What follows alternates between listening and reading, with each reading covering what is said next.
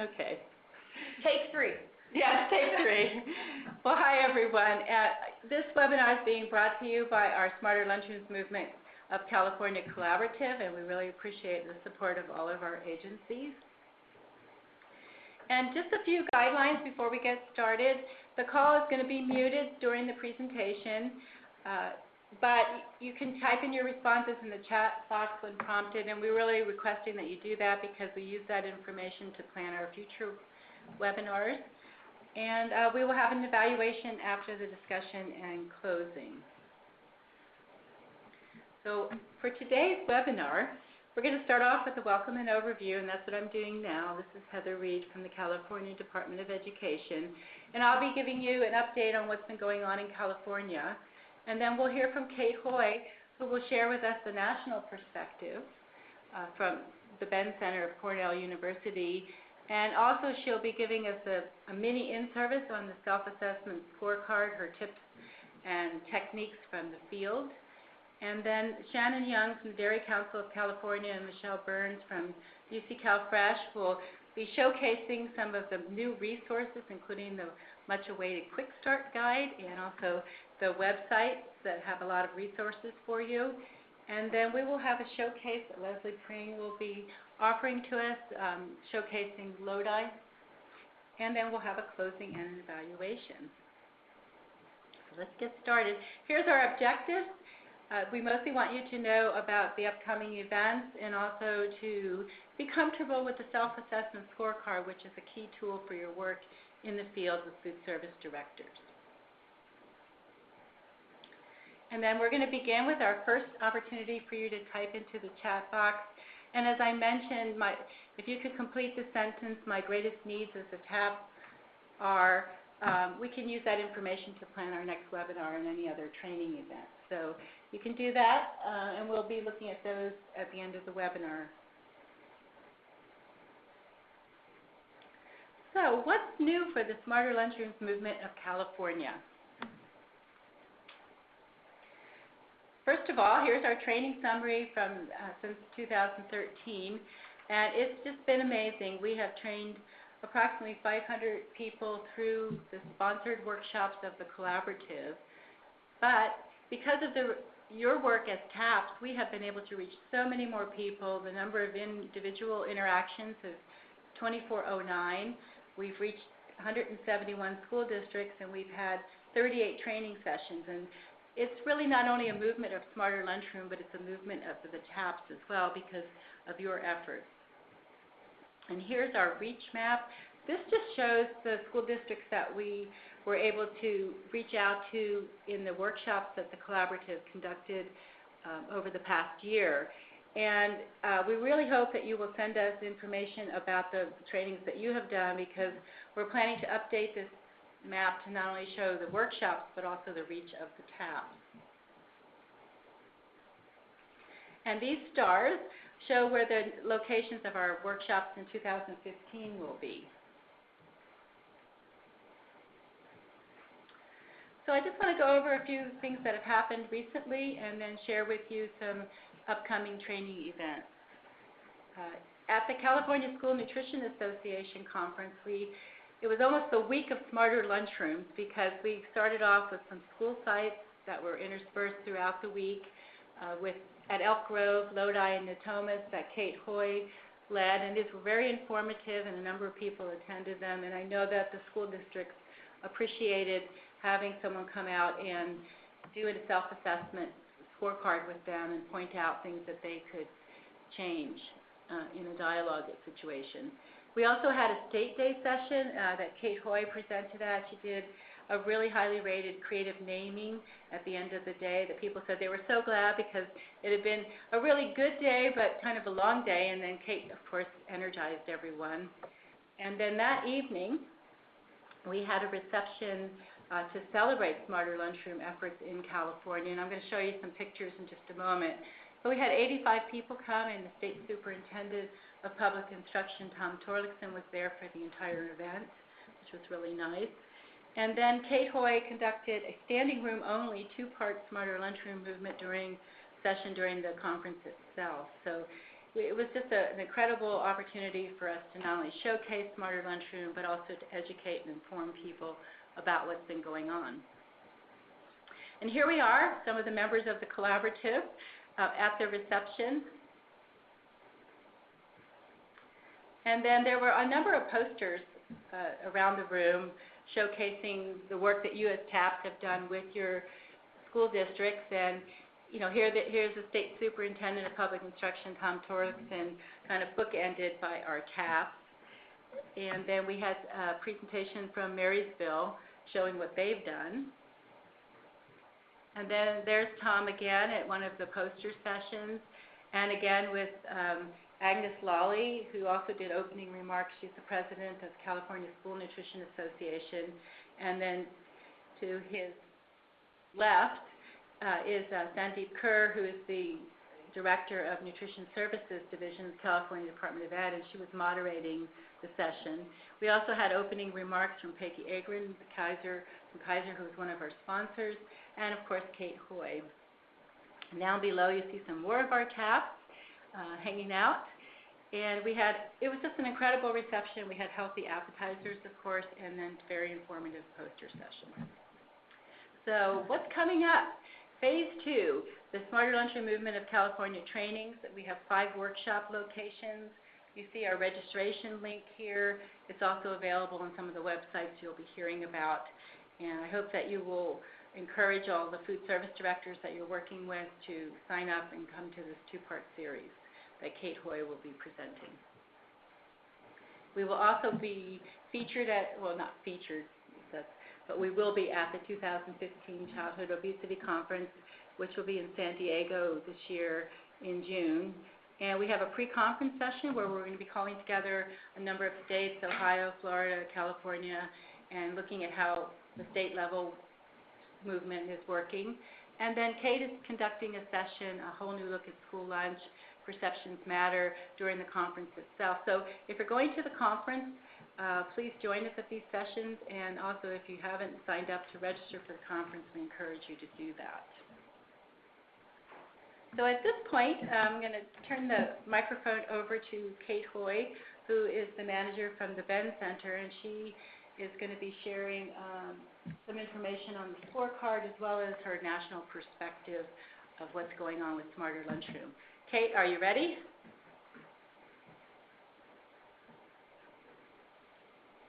I don't see her number.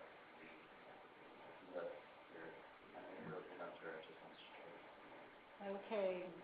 Well, I'm not sure that Kate, sometimes there's technical difficulties. What we might do, if we don't hear from her in a minute or so, is go on with the rest of our webinar and then come back to it at the end. I think we'll have to do that because she's muted, so she's here. She's muted. Can you turn the... You have to unmute everyone. Or tell her to put her number in. Tell her what number are you calling? 607. Okay, 607. Okay, well, I'm going to put everyone on mute while we work out some of the details, or ourselves on mute.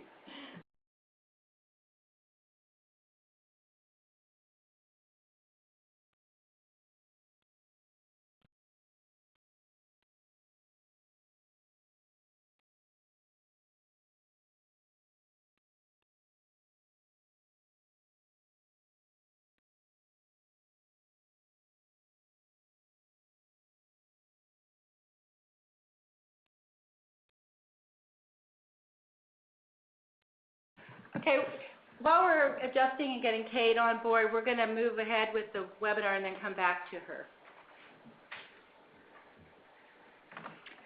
Good morning. This is Shannon Young with the Dairy Council of California, and I have co-presenting with me Michelle Burns with UC CalFresh Nutrition Education Program. And together what we're going to do is provide you with an update on the resources that have been created to really support the efforts that you have going on in the field, and that can also support school food service directly. I am first going to share with you the new website that has been launched by the Dairy Council of California on behalf of the Smarter Lunchrooms Movement of California.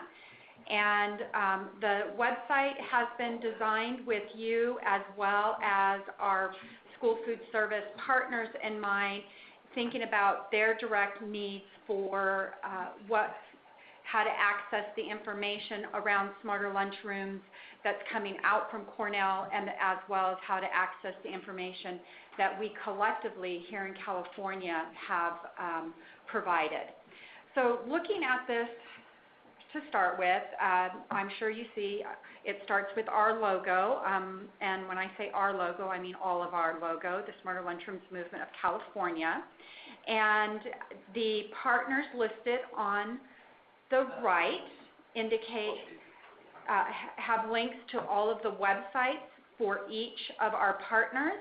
And I'm not going to go through each of them, but I do want to make sure that everybody is aware that Kaiser Permanente does have a Smarter Lunchrooms Movement webpage that you can access, and that's where many of the best practices will be housed. We also have Mapping the Movement on here, and thinking as a tax provider, the value of the Mapping the Movement is wonderful for you because it gives you an opportunity to really look closely at the different school districts that have been trained, and it will tell you the school district. So if you're looking for schools in your area that already have a good awareness of what Smarter Lunchrooms Movement is, they're a wonderful school district to reach out to see if they could use some technical assistance. Moving along on the web page, and there's a variety of different pieces to it for you. Let's see, I got taken off my web page, so here we go again.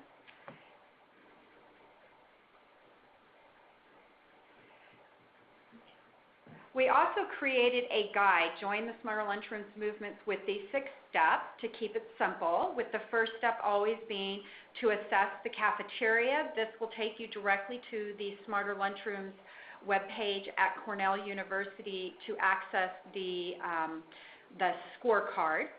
Then here, start small, choose one area to implement changes, and each of the icons here will once again also go to the change recommendations that come directly from Cornell. So it's a great direct link to specific strategies that you may be working in schools on. Stay current on best practices. We'll just take you to the bottom of this page with links to what's happening here in California through our Kaiser webpage, as well as what's happening nationally by staying connected with the Smarter Lunchrooms newsroom out of Cornell.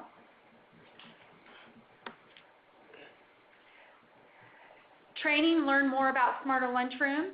There's a training section on here so that you can go directly to the regional workshops. There's a training page so that as you're helping to market these regional workshops, it has the information with the link to register through the CDE CNIPS webpage.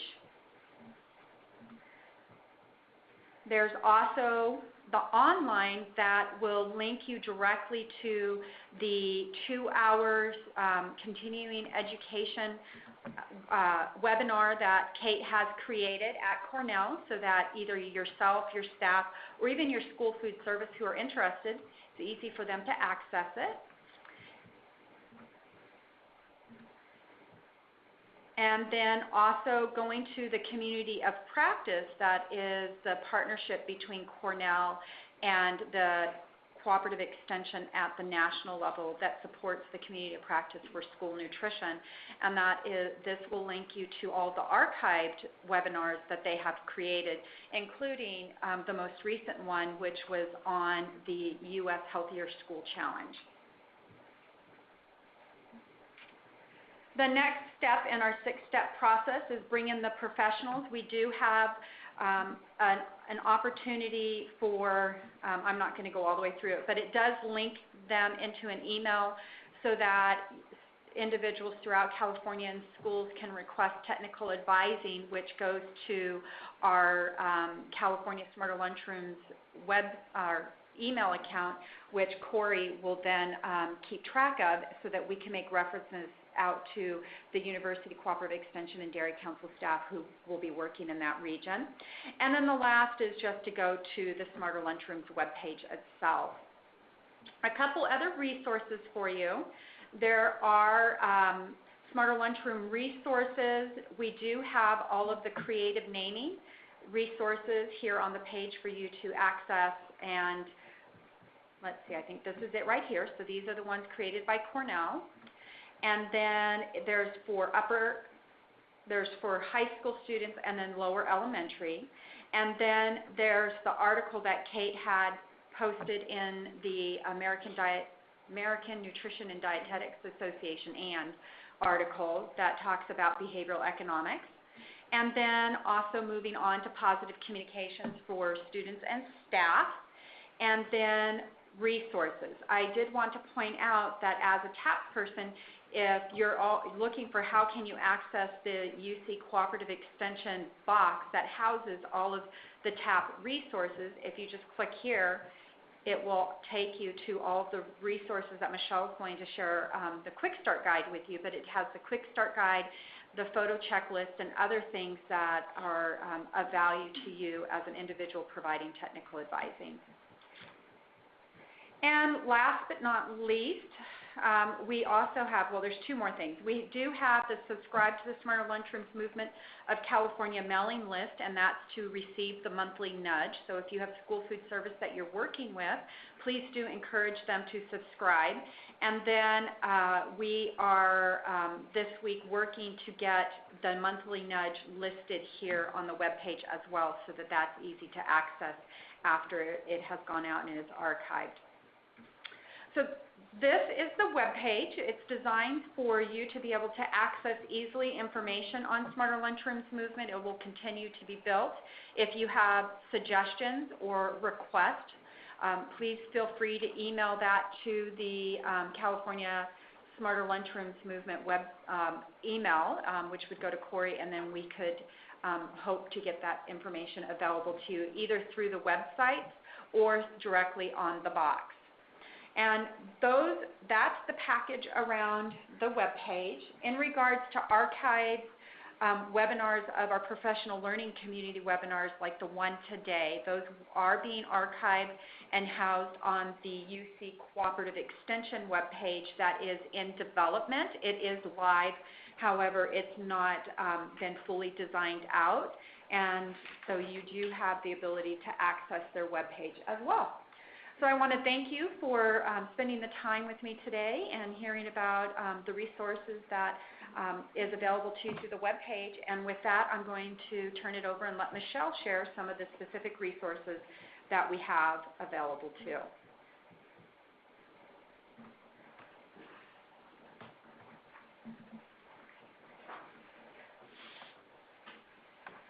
Hi everyone, this is Michelle Burns from UC Cal Fresh State Office. And thank you, Shannon. That was a beautiful website to display today, and I know she did a lot of work behind the scenes on that, and so I think we're all lucky to have that as a resource. And like she said, if you have any suggestions or things to add or you'd like to see there, feel free to email us, and you can find the email address for everyone, the Gmail account, under the chat box, just in case you haven't seen that before. So I am going to start by introducing what some of you have received, and hopefully all of you have received, called the Monthly Nudge. And you probably have received two emails. The first one that I'm going to describe was created for schools. So both of these monthly newsletters were created for anyone who is connected to the Smarter Lunchroom movement in California. So any listservs that we have that are connected with SLM, this newsletter will be going out to them on a monthly basis. The one for schools were really for food service staff, and it was geared towards keeping them up to date with some of the different events that we've done, trainings that are coming up, as well as what's happened and what is Smarter Lunchroom Movement and the collaborative. A good overview is on that first one. And the second email was the monthly nudge for TAPS, all of you. And this one was created with the idea of, okay, we want to keep you all engaged in what has happened, some of the best practices that are going on. So this would be a great way for us to promote all of the wonderful things that you as TAPS are doing in your own area and in the schools that you're working with. So keep those best practices coming. And we also are reminding you of different webinars that are coming up, and also the trainings that we are doing in the spring were presented. These, from feedback from some of you, we have decided that we are going to combine the two newsletters. We gave both of them to you because we wanted you to be on the same page as what the food service staff was receiving, but we have decided that we will be combining them in the next month. So hopefully that will lessen your inbox and everybody will be on the same page there. I should also mention that these are archived on the UC CalFresh Smarter Lunchroom webpage, and will also be archived on the Dairy Council's website in the future, just in case you missed the email or deleted it by accident. And feel free, if you have any questions or comments as I'm going through, to chat them in the chat box, or write them in the chat box. So, big news. I know last time we talked about the Quick Start Guide and promised that we were going to go live with that. Well, we are. As Shannon showed you, it is now available in the resources. And so I just want to give you a quick little overview of what the Quick Start entails. It is going to provide you with some of the expectations as a TAPS, but mostly a guidance and some suggestions on how to perform maybe a site visit and with a suggested timeline. And again, these are all suggestions. So it's there as a guidance, and there are links to every single resource that's mentioned on there that you should have with you, let's say at your first meeting with school food service staff. So hopefully that just helps while you're going through it. You can just click on it and it will bring you to that resource. Of course, you'll have to be using that electronically at that time, but when you print it, it's all there for you. This is an ongoing process because we really need your feedback on what little tips that other TAPS providers might need. So if you do have suggestions as you read through this, or things that have worked better for you, we would love to hear that. So this is not finalized. It's a process, and we're all learning together. And just because it's not perfect doesn't mean we're not awesome. And that's something that we often say here at Smarter Lunchroom Movement of California. So just remember that. There are, and just really quickly, there's just one other thing that we added. Some of you asked last time for sample forms. So there's a folder that's available now that has all the forms filled out for you as an example. So they're made up, so they're not real, but just so it helps guide you in filling out these forms. So just wanted to let you know about that. I think that is it for the updates, and I think we're all ready for Kate Hoy from the, oh, I'm sorry, okay. Right before we go to Kate, everybody's anticipating her, I just want you to fill out one little poll. So let's go ahead and move on to that. So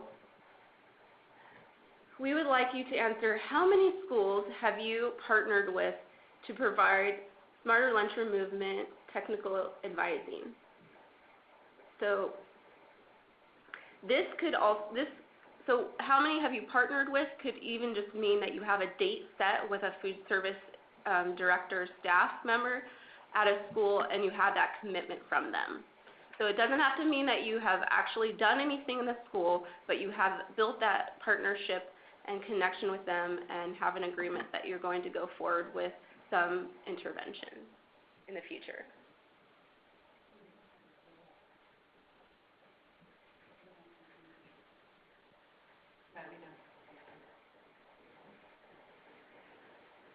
So I'll give you a few more seconds. If no one has answered, we're going to close the poll. Okay, let's go ahead and close the poll. Wow, okay. So lots of people are just getting started, which is wonderful though. That's great to hear. But we also have second place over 5. That's amazing. So we're all, it seems like we're all at different places here, and that's okay.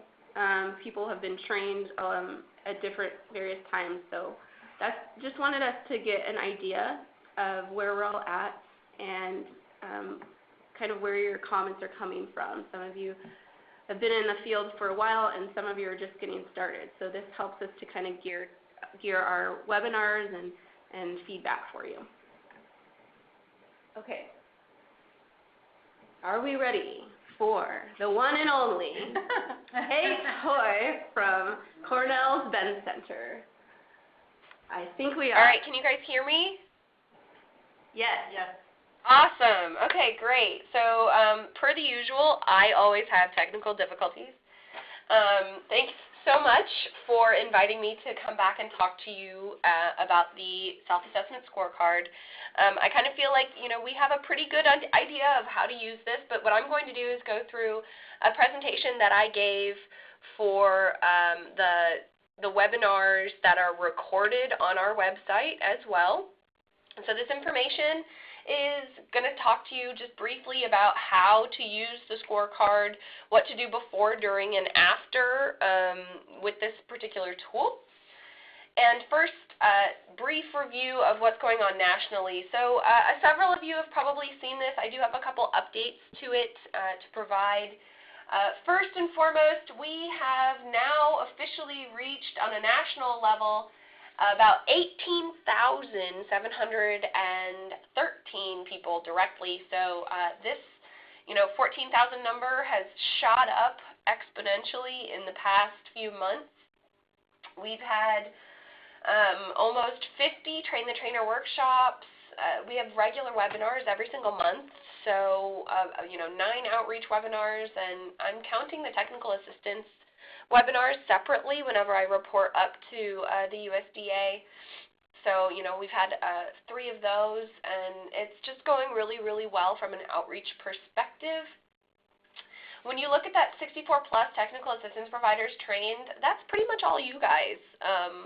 It's amazing to look at this number, and when I provide that breakdown to the USDA, I'm like, yeah, that's pretty much California. Everyone in the state of California is representing our technical assistance. It's really just great to look at. We just released the RFP, the request for proposal for our small grant. As a reminder, those grants are provided to academic institutions that are interested in looking at behavioral economics. So keep in mind with your partnerships, if you represent an academic like a university or an academic unit, a research unit, you can apply for these funds. We've granted up to $20,000. So they're relatively small, but it could be used to help bolster maybe some work or some interesting questions you might have. Our adoption through our training sets hasn't changed much, maybe a couple percentage points here and there. The same big ones always We've got our signage and then fruit and staff training. And that's really a product of the fact that whenever I go in and train and whenever we go in and train as technical assistance providers, those are the things that I'm saying are the easiest for people to do. So you always have to keep in mind whenever you're training that you're going to bias the people you're training. And so if you really want people to do something, they will have a higher uptake of those items that you tell them are the easiest to adopt. Okay, so scorecard. What does it look like? What are we doing? What are our tips? So the first thing that I always tell you is that it is included directly into all of the trainings. In my experience, this is the best thing for a food service director level to do. So if you're giving people the scorecard and leaving, put it in the hands of the food service director. Don't give it to the kitchen manager. You don't want to give it to any staff members. Not because they can't do it, because that's something that I honestly believe anyone can use this scorecard, but because a lot of the questions that are on this scorecard might be higher level. So we're asking questions that could be kind of confusing. I'm sure many of you have been confused by it because I'm confused by it and I wrote it. And it's just easier for people who maybe have a better understanding of the operation as a whole. Obviously, you guys can use it, and I hope that you do regularly. And typically, once you get down to using the scorecard, people really fall in love with that final number. Looking at that out of 100 number, they get really wedded to that idea. So it's important to remind everyone when we're using the scorecard that it is specifically designed so you can't get a 0 and you can't get 100. I know that there's always issues about fairness, but it's also important to remember that it is evidence-based suggestions and not directives. So even if there are things that you're not getting points on, that is perfectly normal. Not everyone is going to get every point, but these are suggestions for you if you are looking for ways to increase your consumption and decrease waste. Okay, so what do we do with the scorecard? Before using the scorecard, what I like to do is I like to arrive about 10 to 15 minutes before service. I like to see the layout. Apparently I'm into basketball. It's basketball season, in case you haven't noticed. I like to see the layout of the line in its virgin state. So no one has touched it. It's exactly how it's going to be set for when those first kids come in. That's when I go through and I take lots and lots of pictures. So those of you who have been on site visits with me, I'm taking pictures of the line, I'm taking pictures of the walls, I'm taking pictures outside, inside, from inside the kitchen, from along the line, from the student's height if possible. Anything that could potentially be seen by a student as they come through, I try to take pictures of it. I'm not looking at that scorecard and taking pictures at the same time. I like to get a feel for the space, so I walk through, I take a whole bunch of pictures of anything that I think is going to be relevant, and then I'm also going to start talking to the kitchen manager. Is this how it always looks? Do you move things at any one time? Is this always the hot well? Is this always the cold well? Have you tried, is this piece of equipment used typically? Is it not used? We've all been into lunchrooms where there's a piece of equipment that's only used on some days, but it's not being used on that particular day. I like to understand what is their general setup at that point. So then I like to look at the service. Typically at least one lunch period before actually starting the scorecard. I've seen a couple individuals, whenever we go out and I'm working with people, they like to get that scorecard out right away and start checking, check. That's great if you have a limited amount of time. But if you have enough time that you can be in that lunchroom comfortably for an extended period of time, I like to not even look at my scorecard until, my first lunch period is at least halfway through, so that I can see what does it actually look like with students coming through, because I'm not using this just as an evaluative tool for myself, but for the student. I want to know what the actual space looks like when the student is coming through. So then you mark the things on the scorecard as you see it at that time. This is also important. So there might have been several things that were there that were set in that, virgin state without anybody touching it. Maybe a couple bowls of fruit were out. They had cookie jars that were decorative, all that jazz. But then maybe by the end of that first lunch period, you notice one of those bowls has disappeared, or the cookie jars are no longer there. They've moved or something. That's at the time when you start checking those boxes. If you see that that item is moved or gone, you can't give them a check if it's gone. It's no longer there. I circle the box of the items that aren't visible or aren't present at that time. That's just something that I do so that when I'm going down, I don't have to go back through and try to count boxes. It's a visual thing for me. You can do whatever you want. If you just want to leave the boxes blank, that's fine. I just circle them for my personal preference. Again, up to you completely. And then as you're going through, you also want to make sure you're talking to your servers and your cafeteria monitors to answer some of these questions. Talking to the custodian about how they do composting. Where is the composting located? Is it always here? Did the students do it themselves? How are students released? These are all going to feed into those questions that are on that school synergies section of the scorecard.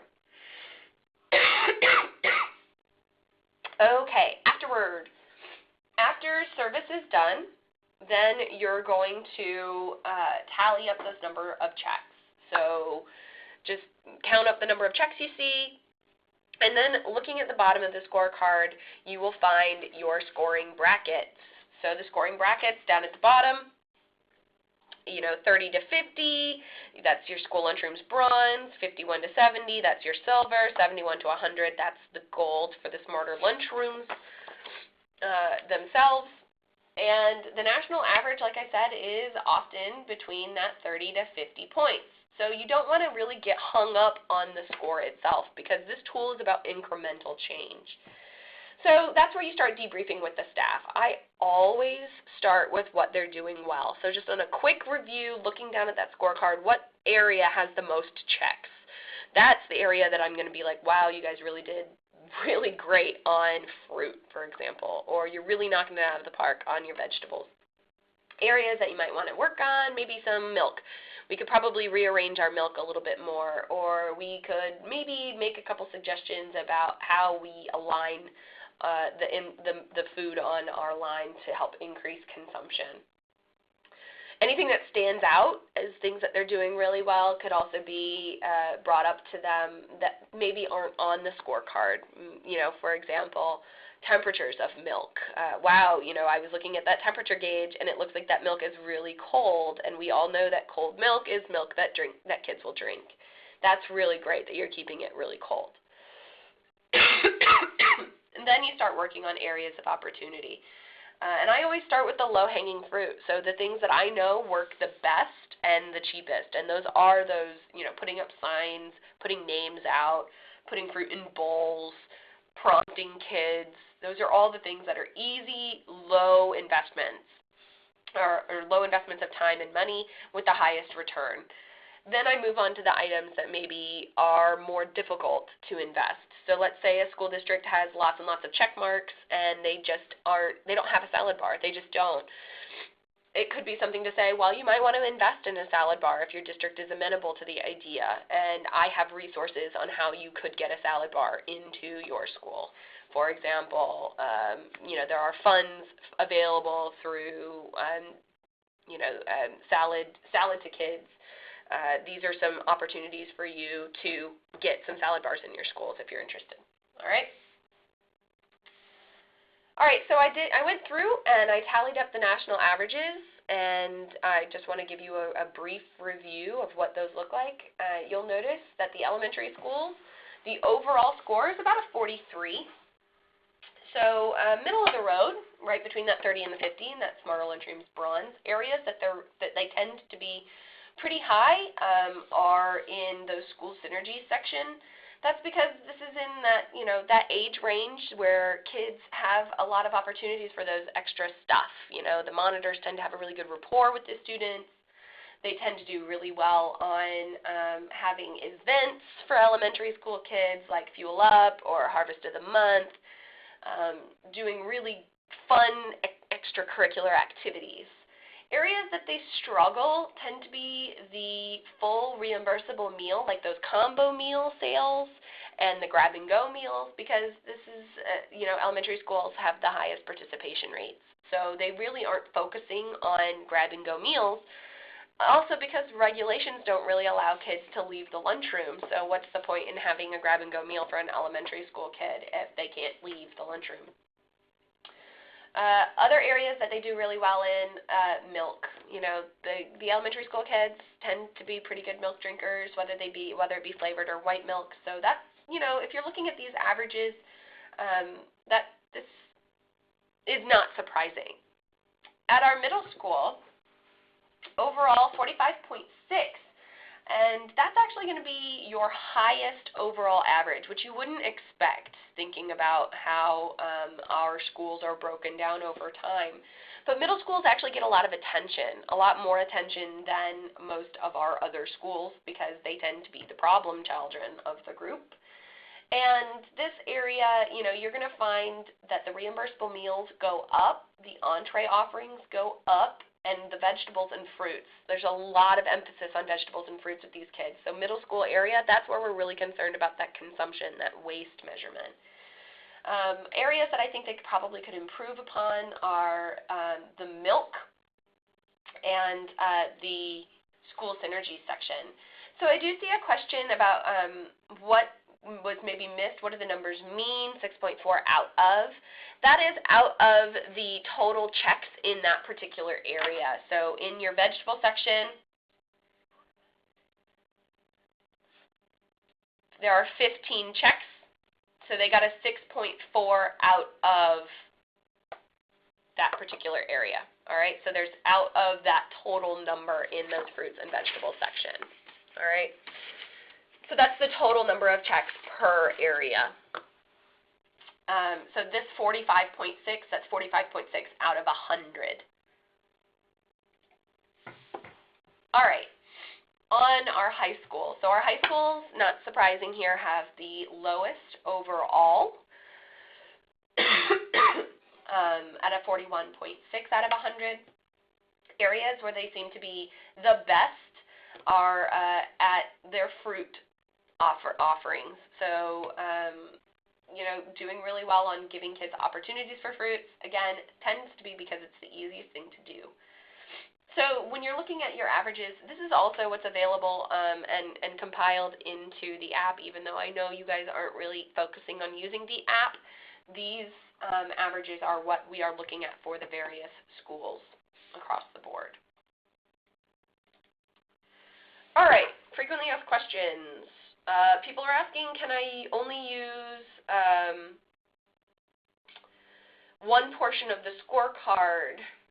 Yeah, you can. If you'd like to use only one portion of the scorecard, you can.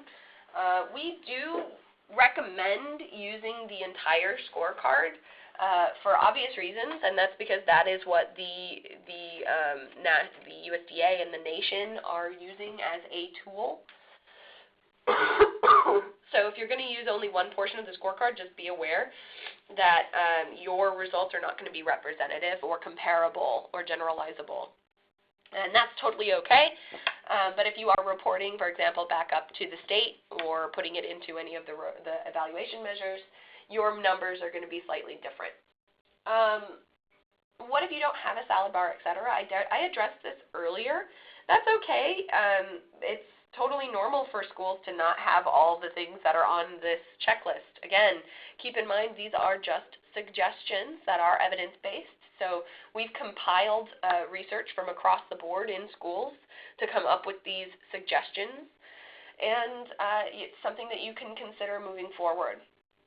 How often should you use the scorecard? Well, we at the national level recommend using the scorecard once a year, at least.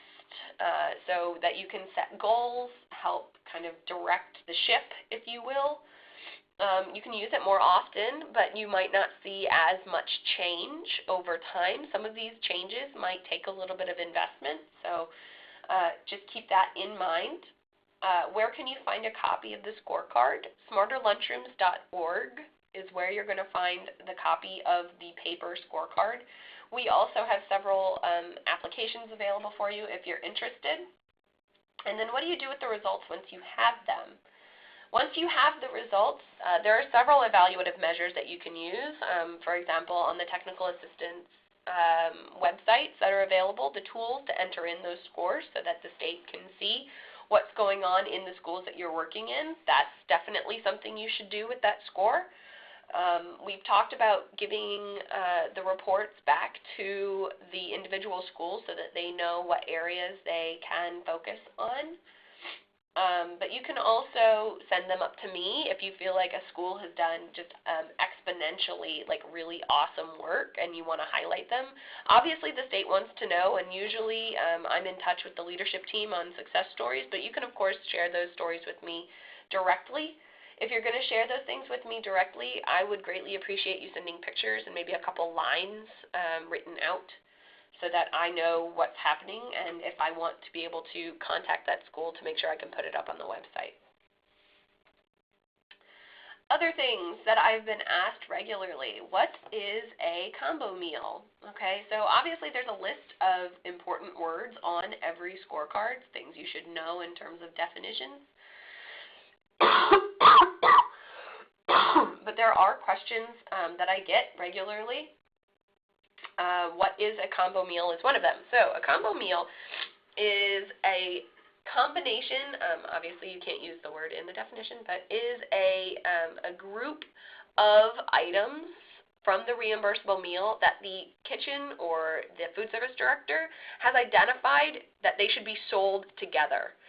So, for example, someone has identified that today's meal is going to be chicken nuggets with broccoli and a white milk. If they've identified those three items as a meal to be sold as a unit, these items go together, that would be a combo meal. The ways that they can identify them as going together. They could identify it as a meal with a single name, so the Hungry Kids meal. Okay, that's an example of identifying it as a meal that they are publicly adding press to that item as a meal. You could take a picture of it and put that picture up on the menu board. They can identify it on the menu board as the meal of the day. Okay, if they're putting it on the menu itself, it is again identified as a unit. So it would be today's meal would be chicken nuggets with the broccoli and a milk unit, not just fruit option, vegetable option, entree option. Exactly. Does that make sense? You can have two items to have a combo meal. That's fine. When we talk about combo meal pairings, we typically want to focus on it being a full reimbursable meal because then they would get the full reimbursable meal checks. But, you know, some schools have only two items available, and so they've combined them together like, for example, a tortilla and beef. That could potentially be classified as a combo meal. I will double check with Brian and David on my end, but I will say, in my experience, I'm going to err on the side that you want it to be a full reimbursable meal. So you will want it to be all three items, or at least 3 out of 5. How do I know if I offer a grab-and-go meal? A grab-and-go meal is that combo meal put together in a way that it could potentially leave the area of service. Now, this is where it starts getting a little fuzzy for people because some people say, well, my kids aren't allowed to leave the lunchroom, so obviously I can't have a grab-and-go meal. That's not necessarily the case. What we're saying is you have packaged those items together in a way that if a student had to leave the lunchroom, they could take that whole meal with them and go. They might not leave the lunchroom, but it is packaged in a way that the full meal is in a single unit. You'll notice that grab-and-go meals, those checks, will also coincide with a combo meal. So most people who are doing combo meals will also be doing grab-and-go. People who are doing grab-and-go are definitely doing combo meals. Does that make sense? Okay. So what do I do with the list of possible changes? So now that I've got this list of things that people could potentially change in their space, what do I do with it? I've talked about this a little, but what I recommend is using that report function that's already built into the technical assistance tools through California. There's a way that you can provide a summary report to the schools. So you type up the list of options that are available to them, and you give them that copy of the scorecard so that they can choose what items they want to focus on. I always give people the full list of options that we've talked about, as well as the scorecard. So they know these are the things we discussed, and here are all the options available to you. That way they're completely in the know. And then how many changes should I implement in a school each year? We at the national level recommend only about 3 changes annually. You can, of course, do more than that if you're not worried about evaluating that change in a very controlled manner. So 3 changes in a year is about as much as you can do in a controlled evaluative setting. So I plan on looking at sales, production records, and plate waste to see if these changes have actually had an impact. Typically, changes take about 8 weeks for them to kind of sink in and kind of get into the groove with kids. So every 8 weeks, you can either add another change if you'd like, or if you want to do everything all at once, that's fine, and then see what the changes are overall affecting at that 8-week period. But in the in support of incremental change, you would want about 3 changes over the course of the year to build. All right, one thing I want to mention here, Healthier U.S. School Requirements. So the Healthier U.S. School Challenge, which every state is really interested in bolstering in their schools, it's just really a great opportunity for schools. So if you can encourage schools to apply, they are required to include smarter lunchroom techniques in at least 6 areas using the Self-Assessment Scorecard. And then you have to provide documentation that they are meeting that criteria. So that's a copy of the scorecard, and then a summary with a couple pictures to show what they're doing kind of as an overall Smarter Lunchrooms effort. So the thing that's really important here is that the scoring section on the back of the scorecard does not necessarily match up with the scoring for the Healthier U.S. School Challenge requirement.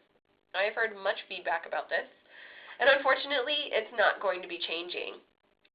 So this is the listing that you need to know for the Healthier U.S. School Challenge. Bronze matches up with bronze on the scorecard, so that's fine. They have to have at least 30 action items, and that means they can apply for the Healthier U.S. School Challenge bronze requirements. If they are interested in applying for silver or gold, they have to have at least 50 action items, and that is the Smarter Lunchrooms silver section. So both silver and gold, if they're interested for the Healthier U.S. School Challenge, they have to meet at least 50 check marks. And if they want gold with distinction, then that's where you get into the Smarter Lunchrooms gold level. Okay? I know it's a bit confusing. If you need to, you can, of course, email me. That's fine. We've talked to the USDA about this, and they're pretty set in this review, and unfortunately, we can't change our scoring because we only have 3 levels, and we only have 100 items, so we unfortunately can't change the way this is working. Just keep that in mind as schools are applying for their Healthier U.S. School Challenge. And then other synergies. In the school wellness policy requirements, at minimum, the USDA wants most schools to review Smarter Lunchroom tools and strategies. And then, we've talked about some examples of language. I've received some resources from California about using separate language opportunities. We're working with the Alliance and Share Our Strengths to come up with the examples that we would like to provide on a public level for inclusion just keep in mind that the scorecard helps meet requirements for a lot of different, USDA requirements in the school. Obviously, we're all over social media. I think you guys have seen this many, many, many, many times. But if you're interested, we have the Facebook page, we have our Twitter page, and then smarterlunchrooms.org is where all of our resources are. And then all of our contact information. My email is down at the bottom. I also saw someone just put that into the chat box for you, kih7@cornell.edu, smarterlunchrooms.org, all of that jazz. And then the final thing to mention is that we do have our training in Ithaca available coming up. It is our symposium. It's in May. I will be sending out an invitation to the leadership team, and they can share down with the technical assistance providers. We do offer scholarships for people to come out here to Ithaca. And if you have any questions, comments, concerns, obviously let me know. So I'll hand it back over to the powers that be.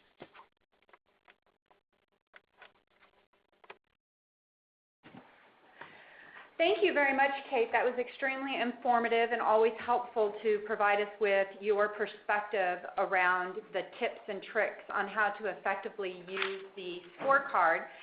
One of the questions that I have from a technical advising professional here in California to you is there an opportunity to have the scorecard translated into Spanish?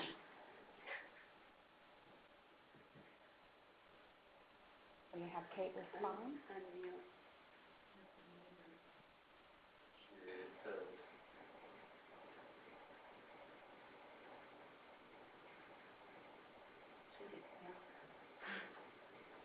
Okay, well, Kate, if you can type the answer in, that would be great. For some reason, once again, technical difficulties and being able to unmute you.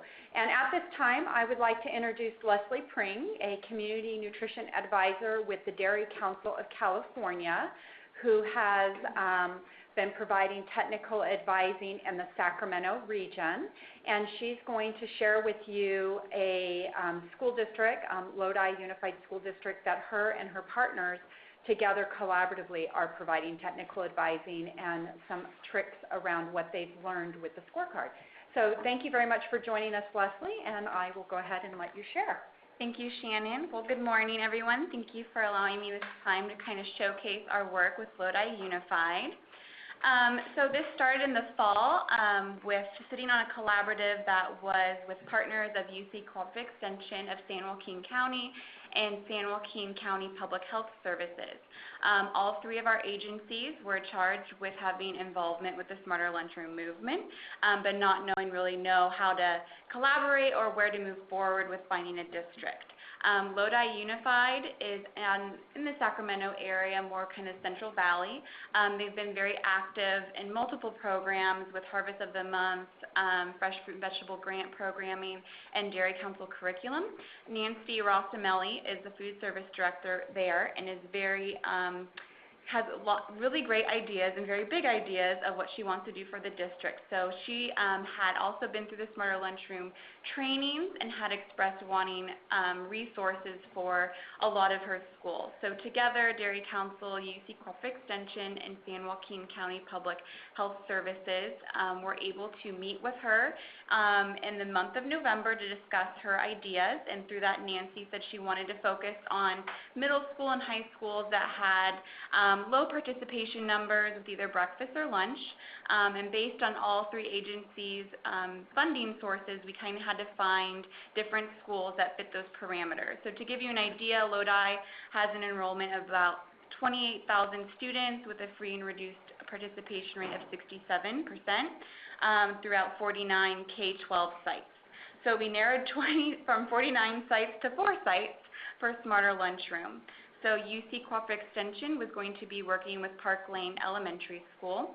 Dairy Council was going to be working with Millswood Middle School and Lodi High School, and Public Health would be working with Krista McAlfee Middle School. So all 4 schools were able to fit the agency's fundings and kind of the parameters of where they could work for their scope of work. So I can speak to how we got this going. So we met with the schools in November to highlight what we would be doing in the new year. They wanted to wait till after the holidays passed because they were on kind of a different menu cycle and it was too crazy to implement changes. So we met with each school, the principals on board. We all completed our site observations last week. So this is Lodi High School. When I went there, they did really great of offering lots of fresh fruits and vegetables, presentation of their meals, really fresh. They had a huge participation rate on that day because their menu item that day was a fresh barbecue pulled pork sandwich. So they did a great job at that. But the areas for improvement and missed opportunities was the presentation of their salad bar and also marketing their targeted entree of the day. It was kind of funny to me because staff didn't really know what the targeted entree was, even though on their menu day it said barbecued pork, because they also offer pizza and sandwiches, a chicken sandwich, so there was a lot going on. So we kind of outlined that for the salad bar, that would be our first kind of starting point. They felt that the creative naming is kind of juvenile for the elementary. They felt that high schoolers know what carrots and cucumbers are. However, we're going to leverage the California Thursdays kind of idea of highlighting California locally grown products, and we're going to do a map of where all their produce would be coming from. So kids at that age want to know where their food's coming from in the local community, who are the farmers.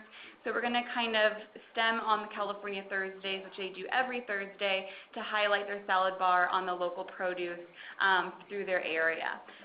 So we're going to make an infographic that has the state of California and zooming into Lodi and pinpointing where their carrots and cucumbers and broccoli and other seasonal items would be.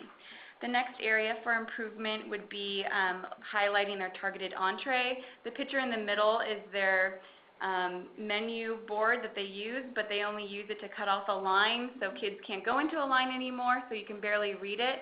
So, or their pictures or posters are not at eye level for the students, so we're going to rearrange that. And they also have digital menu boards, which we will be using for highlighting their targeted entrees. And then lastly is increasing student participation through their menu and design by doing monthly or quarterly sampling when they have new items on their new menu cycle. So that's what we'll be doing for Lodi High School, and there's going to be a lot of great work coming from UC Cooperative Extension and California Public Health as well. Thank you, Leslie. That was very informative on what's happening in Lodi.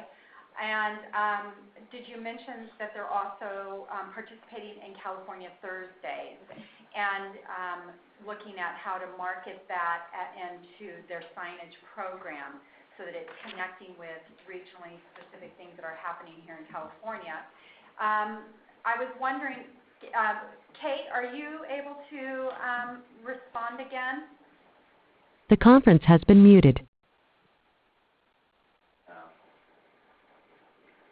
Can they hear? The conference has been unmuted. Okay. All Hi right. guys, can you hear me? Yeah, now we can. I'm Kate, here. Hey, we can hear you. I just wanted to give you an opportunity. Did you get to hear Leslie's presentation? I did. Okay. In regards to what they're doing, I'm putting you on the spot, and Leslie. What All are right. some of your thoughts regarding what she shared? I mean, thinking about, obviously using the menu board a little more would make it more effective. I can see, looking at just these pictures in the high school, because I wasn't actually in the high school, it looks like it's colorful and it's got a lot of opportunities for marketing. I like that they've got the pictures of the combination items available. I would add those pictures to the menu board. That's a good yawn, whoever that was.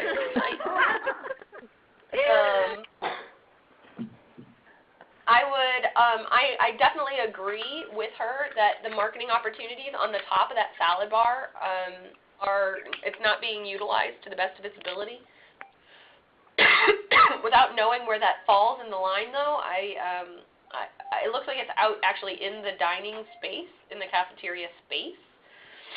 So I like that they get to self-serve. I would probably put a couple of sample trays or pictures of some sample trays up on top of that. to a webinar. Yeah. And everybody is unmuted, just so you know. So please put your phones on mute. This is the first week that I'm working from home, so I'm getting my oil change. I'm going to repeat. I'm trying to get everyone's attention. Are you going to be here for a while? Valerie. Hey guys, we can all hear you, but it's really great that you're working from home. Everyone is unmuted, so please put your phones on mute so we all don't hear your side conversation. Thank you. Go ahead, Kate. Oh, it's okay. I'm pretty much done. Aside from the fact that, yeah, I would add maybe a couple pictures of some sample trays on top of that salad bar so people know how much to put and where.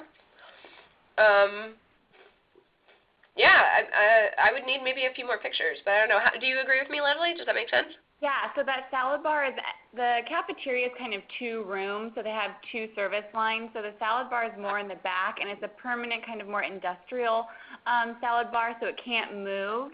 However, I think that they could promote it. So they're going to do more signage outside the cafeteria and within the main hall to promote the other offerings in this other room. And I think with the colorful digital board, which I should take a picture right above the salad bar, and leveraging the California Thursday ideas of marketing the fresh produce, I think that will really increase the participation through the salad bar. And also, they just kind of had the plates and stuff is in the bag right next to the salad bar, so that was another area of kind of enhancing the presentation of the plates and silverware for that with a basket instead of just the bag that it comes in. Yeah, that's awesome. And then you were talking about the fact that they didn't feel like naming was really age appropriate for their high schoolers. Yeah. It might be a good idea if they do any kind of taste testing to just ask them, what would you call this item, while they're doing those taste testings. And then that'll help meet that, naming requirement. Because it's so easy for them to get those check marks using the naming, So getting those kids involved and asking, oh, well, what do you think this tastes like, or what do you want this to be called, what kind of item, like be the culinary professional kind of thing, and let them submit their answers that way could be an option. Yeah, and I also suggested utilizing their mascot. They're the Flames, so anything that has barbecue or kind of the Tex-Mex, how they could throw in their mascot as kind of, the Flames barbecue pork sandwich instead of just a barbecue pork sandwich. So that was another creative naming idea that we came up with as well. That's awesome. Well done. And Kate, this was, if you remember while you were here at CSNA, we did go down to Lodi to their middle school for breakfast. And they have wonderful food. Yeah.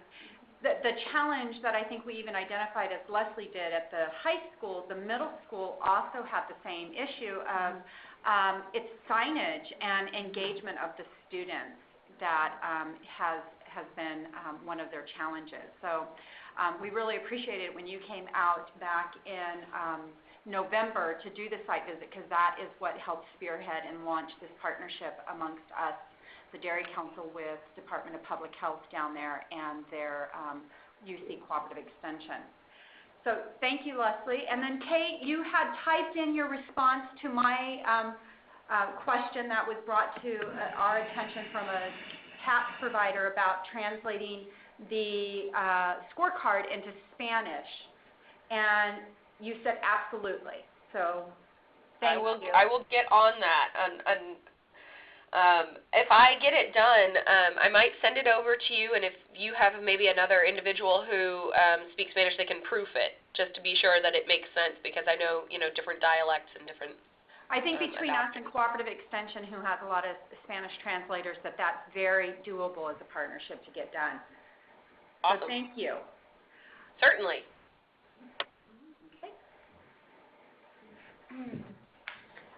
Okay, so I think we wanted to actually give you an opportunity to ask questions to any of us, really. Some of you have been putting your suggestions or questions in the chat box, which we really appreciate. I think most of them actually were resolved from what I could see. But now is a great time to ask our questions. So I'm going to open up the lines to anyone, or you can chat it in the box for those who are a little shyer today. That is fine. Is everyone unmuted? Yeah. Okay.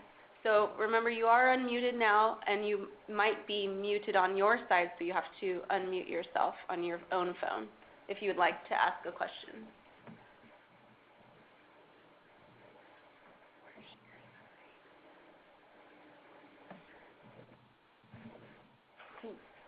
Let me that question right there, Corey. Go back. No, go up. What do you want? No, Shannon. Right. So at the beginning, when we had the poll, we had a question on one of the things that individuals would like to see for these PLCs is more concrete examples of effective, sustainable interventions in elementary schools. And we can definitely start adding that in for the future. Yeah. So, and that's a great point as well. I was going to add that in. So I'm not receiving any questions from you now. But if you have some topics for upcoming webinars, we would love to know your needs. So if you can go ahead and, as I'm closing us, go ahead and chat your topics in the chat box, that would be great. And we'll see what we can do. So, and I just wanted to say thank you to our presenters and to everybody for making today's webinar. I think it was very informative, and Kate did a great job at providing us with her suggestions and how she goes about doing it from start to finish. And we have a question. We have a question. Sorry, I didn't see it. So, question says from Lorena, for elementary schools that provide a bag lunch to students with no money on their account, how do we score that? So you're referring to like students that have maybe an outstanding balance and they are given a bag lunch so that they're eating something but not able to choose on the line? Is that what I'm assuming? Yes? Okay. That is not currently included on our scorecard because, but I have received feedback about that because it does impact the environment of the kids eating, you know, kind of makes them maybe less receptive to wanting school lunch given the fact that they're only given food that they didn't get to choose.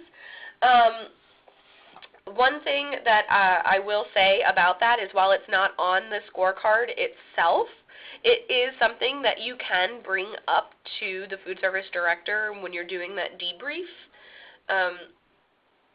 We don't have any numbers right now looking at the impact on consumption or you know, any qualitative information about how that makes the student feel. It's all kind of based on perception as an adult.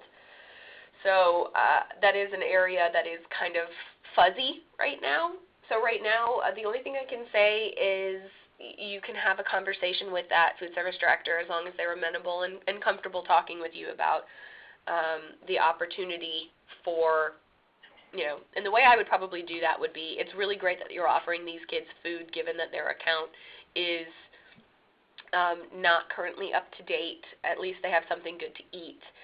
Is there a way that we might be able to make those lunches more appealing to the student or appealing to the entire environment without labeling that kid? But I'll get back to you with some more concrete examples there. The next question I saw is, do we have any stats on changes in plate waste? And are you referring to California or nationally?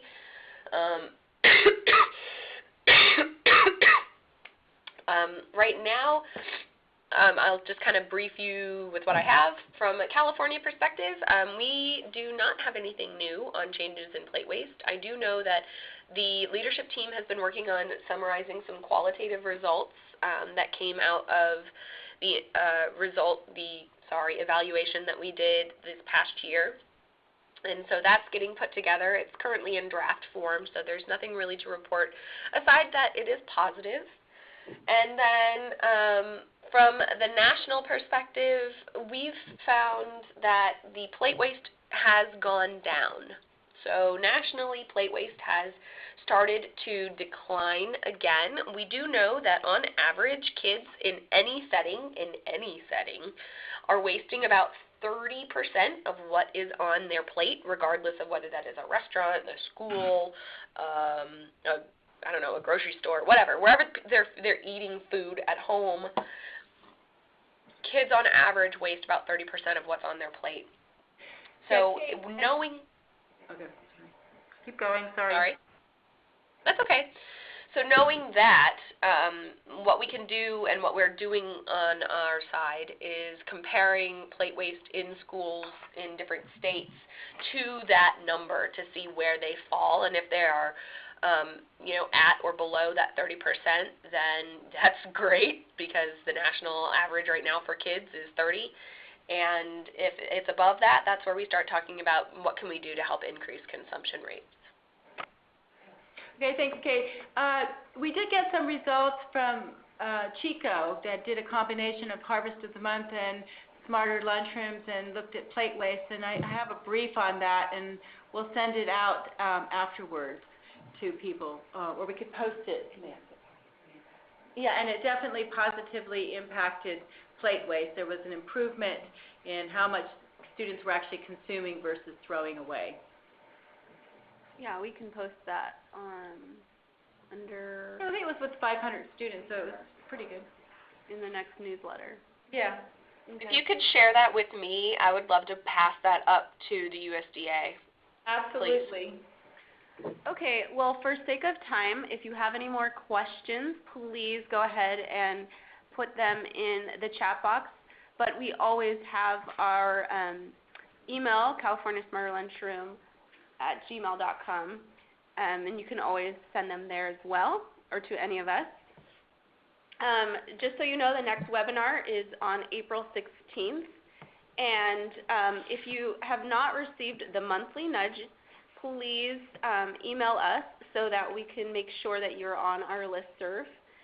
And just an FYI, something that we forgot to mention was that the site visits, or there's going to be site visits in between Kate Hoy's trainings this spring that we mentioned earlier. And we would love you to have the opportunity to sign up for those site visits and tag along with her and see how she uses a scorecard and assesses the lunchroom. So we will be sending out those dates soon, so look for that email coming up. And I think that's it. So we just want to thank you from the Smarter Lunchrooms Movement of California Collaborative. And we would also like to encourage you, and please do so, to fill out the evaluation that's going to pop up on your screen as soon as I close this window. We would really appreciate your feedback there. It would really help us to make these webinars the best that we can for you, because they are for you. So thanks for all your hard work, and we hope that you have a great rest of the week and a great weekend. Bye.